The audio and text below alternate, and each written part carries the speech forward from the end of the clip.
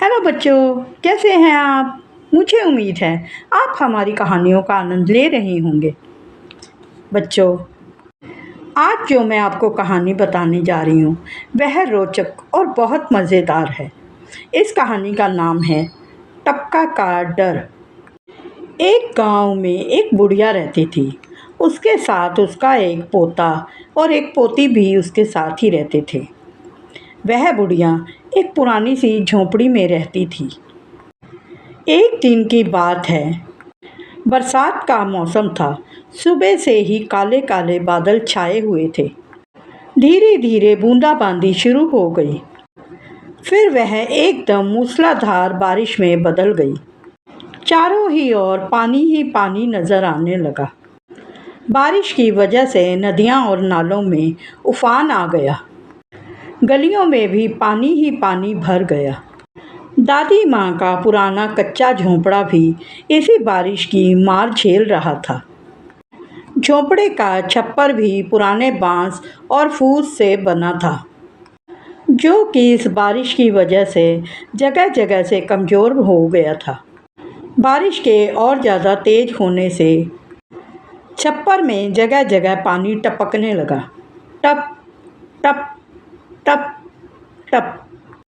दादी माँ घर के कोने में चूल्हा जलाकर भात पका रही थी और दोनों बच्चों को एक कोने में बिछी हुई खटिया के ऊपर बिठा दिया। भूख भी जोरों की लगी हुई थी। वह बच्चे बार बार दादी माँ से खाना दो चिल्ला रहे थे। इधर लकड़ियाँ भी धीरे धीरे गीली होने लगी, जिस वजह से धुआं ही धुआं भर गया। दादी माँ किसी भी प्रकार से भोजन को पकाना चाहती थी। उसने चूल्हे के आसपास बहुत सी ऐसी चीज़ें रख दी जिस वजह से चूल्हे की लकड़ी गीली ना हो, परंतु छत के टपकने से पानी धीरे धीरे चूल्हे के ऊपर भी गिरने लगा। यह देखकर दादी माँ को बहुत झुंझलाहट हो रही थी। वह ज़ोर ज़ोर से बड़बड़ाने लगी, हाय रे टपका, इसने तो हमारा जीना दू भर कर दिया है। मुन्नू और चुन्नी एक कोने में बैठे दादी माँ की बात को सुन रहे थे। जब दादी माँ बार बार टपका का डर दिखाने लगी तो मुन्नू और चुन्नी भी यह सुनकर डर गए। उन्हें लगा कि टपका कोई एक बहुत बड़ा जानवर होगा, जिस वजह से दादी माँ भी डर रही हैं। बारिश के साथ ही धीरे धीरे तेज हवा भी बहने लगी। उसी के साथ बेर के बराबर आकार के ओले भी गिरने लगे। छप्पर और जोरों से हिलने लगा। उधर जंगल में से एक बाघ इस बारिश और ओलों की वजह से परेशान होकर ठिकाना ढूंढते ढूंढते दादी माँ के झोंपड़े की तरफ आ निकला। ओलों की वजह से उसके पीठ, उसके सिर, पैर भी जोरों से दुख रहे थे। ठंडी हवा और पानी की वजह से और साथ ही गिरते ओलों की वजह से बाघ बहुत ज़्यादा परेशान हो गया था। भागते भागते वह झोंपड़े के आंगन में पहुंच गया। उस बाघ को चुन्नू और मुन्नी ने देख लिया था। वह डर के मारे और कोने में दुबक गए और दादी माँ से कुछ कहने ही वाले थे कि दोनों एकदम से चुप कर गए। अंदर काम करती हुई और बड़बड़ाती हुई दादी माँ को यह पता ही न चला कि बाहर आंगन में एक बाघ भी खड़ा है। वह अब भी टपकते हुए पानी से परेशान हो रही थी और बार बार ऊपर झोंपड़े की छत को देख रही थी कि पानी कहाँ कहाँ से गिर रहा है।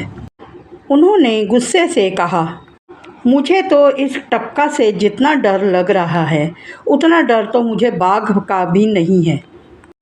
बाहर खड़ा बाघ यह सुनकर परेशान हो गया और सोचने लगा, अरे यह बुढ़िया तो मुझसे भी नहीं डरती, लेकिन टपका से डरती है। ज़रूर यह टपका नाम का जानवर मुझसे भी बड़ा और ज़्यादा खतरनाक होगा।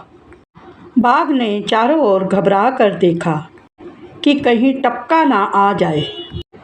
इसी घबराहट में वह इधर उधर झांकते हुए थोड़ा और पास आ गया। तभी दादी माँ फिर से बोली, अरे बच्चों, इस जंगल में जानवरों का उतना डर नहीं है जितना कि इस टप्पका नाम से है।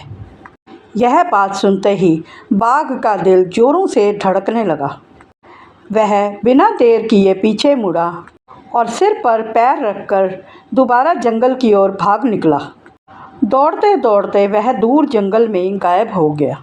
इधर दादी माँ को यह पता ही न चला कि अनजाने में उन्होंने एक बाघ को भगा दिया है। तभी मुन्नू और चुन्नी ने डरते डरते दादी माँ को बाघ के बारे में बताया कि दादी माँ, आपके टपके ने तो बाघ को भी भगा दिया है। यह सुनकर बुढ़िया हैरान परेशान हो गई कि उन्होंने अनजाने में एक बाघ को भी भगा दिया। वे अब भी अपने चूल्हे और छप्पर की ओर देखे जा रही थी। बाहर बादल जोरों के गरज रहे थे, पर बाघ की नज़रों में दादी माँ जंगल की सबसे निडर इंसान बन गई। बच्चों, यह थी हमारी आज की कहानी। आपको हमारी यह कहानी कैसी लगी, हमें कमेंट करके ज़रूर बताएं और हमारे बेल आइकन के बटन को दबाकर हमारा प्रोत्साहन भी बढ़ाएं और हमारे चैनल को लाइक, शेयर और सब्सक्राइब करें। बच्चों, मिलती हूँ अगली कहानी लेकर। बाय।